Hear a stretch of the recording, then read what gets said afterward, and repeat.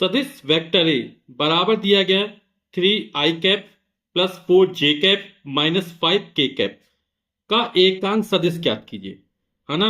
यानी हमें unit vector A ज्ञात करना है, तो ज्ञात करते हैं इसको।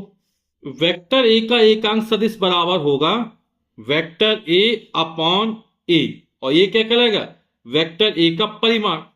तो हम पहले वेक्टर ए का परिमाण ज्ञात कर लेते हैं, ठीक है।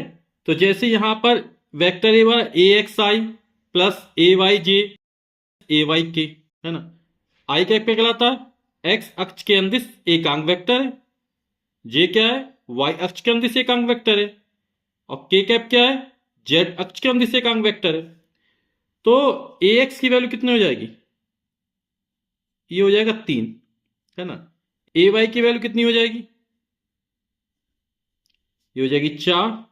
और ए जेड की वैल्यू कितनी हो जाएगी, ये हो जाएगी -5, ठीक है। तो हम परिमाण ज्ञात कर लेते हैं वेक्टर ए का।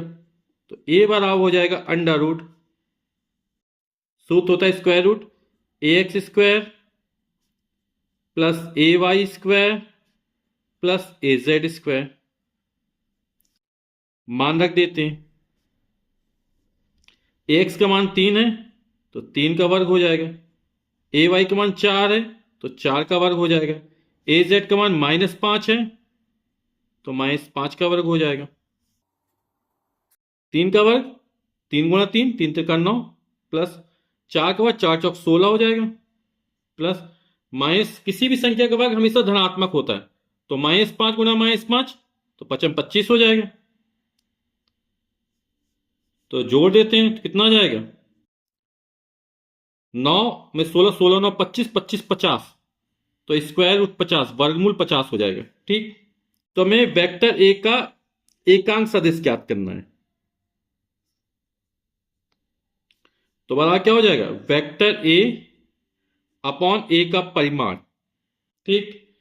तो वेक्टर ए की वैल्यू कितनी दी, 3i cap plus 4j cap